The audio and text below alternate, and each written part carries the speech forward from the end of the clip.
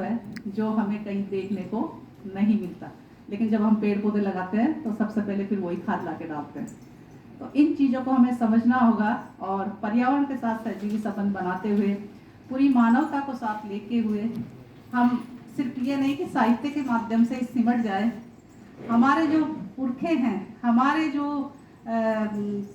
पीढ़ियों से जो परंपरागत ज्ञान है, जो भाषा है, जो संस्कृति है, उसको सहेजना भी बहुत आवश्यक है, क्योंकि पूरी मानवता के लिए ये चीज़ें बहुत जरूरी हो गई है। इसलिए संयुक्त राष्ट्र संघ ने आदिवासियों के ज्ञान को संरक्षित करने के लिए, उनके इतिहास को, उनकी संस्कृति को, उनको परंपराओं को सहेजने के लिए पूरे विश्व को एक दिवस दिया है, विश्व आदिवासी दिवस।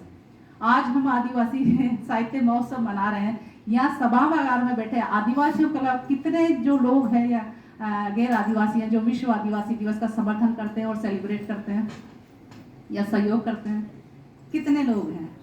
देखिए कितने कम हाथ उठे हैं आदिवासियों के अलावा। आप तो आदिवासी हैं। जी जी जी, ये मानव संग्रहालय तो सर, जी जी, यहाँ बैठे सभी सुधीजन है, सभी बुद्धिजीवी है, तो सभी वो मानते हैं, इसीलिए इस साहित्य महोत्सव में वो सहभागी हैं। लेकिन हम वास्तविकता से रूबरू हैं कि कितने लोग हमारा समर्थन करते हैं। आदिवासी अधिकार दिवस आता है, कितने लोग उसको सेलिब्रेट करते हैं।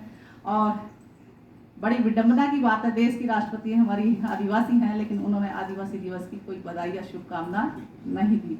तो ये आदिवासियों के अस्तित्व पे बहुत बड़ा संकट और प्रश्न है कि हम इन आयोजनों के साथ, अपने साहित्य के साथ, प्रकृति और पर्यावरण के साथ सहजीवी संबंध रखते हुए अपने अस्तित्व की रक्षा का भी खुद लोकतांत्रिक शासन व्यवस्था होते हुए भी अपना जिम्मा खुद उठाए हुए हैं।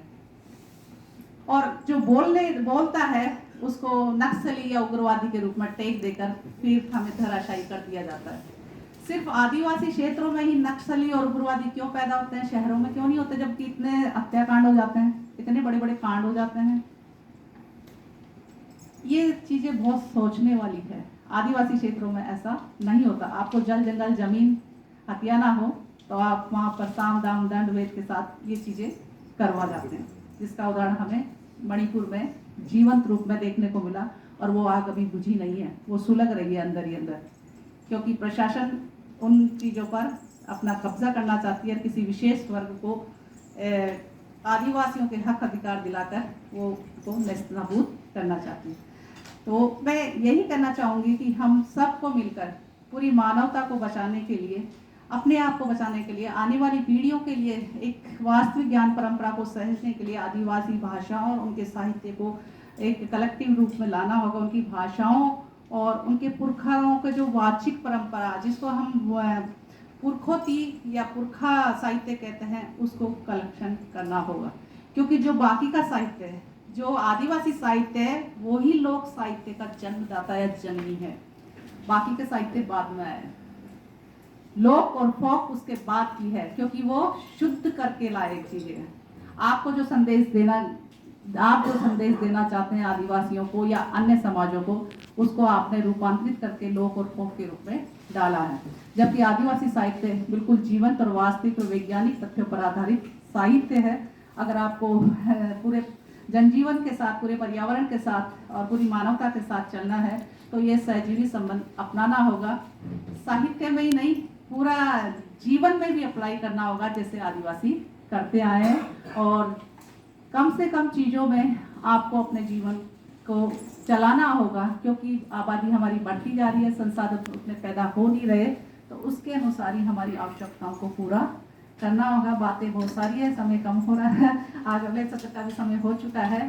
तो मैं इंदिरा गांधी राष्ट्रीय मानव संग्रहालय के प्रोफेसर सुधीर श्रीवास्तव को सलाम करना चाहूँगी और हार्दिक आभार प्रकट करना चाहूँगी कि उन्होंने हमें इतना बड़ा प्लेटफॉर्म दिया अपनी बात रखने के लिए और आप सभी के ज्ञान से रूबरू होने के लिए। और इसमें आयोजक टीम के जितने भी सहयोगी हैं, जी जी, डायरेक्टर सर का मैं विशेष आभार प्रकट करना चाहूँगी कि उन्होंने मीणा कल्चर के जो कन्हैया दंगल होता है, हमारा सांस्कृतिक परंपरागत जो विरासत है, पुरखों की सदियों पुरानी विरासत, उस नृत्य गायन की शैली को वो यहाँ लाने के लिए बोल रहे हैं। तो मैं उनको भी बहुत बहुत आभार और अभिनंदन करना चाहूँगी।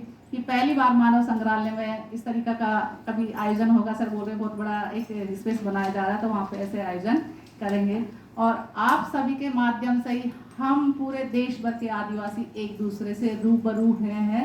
मैं इसकी जीवन प्रमाण हूँ, जितेंद्र वसावा इसके जीवन प्रमाण है, राजेश रठावा जी है, मंगला जी है।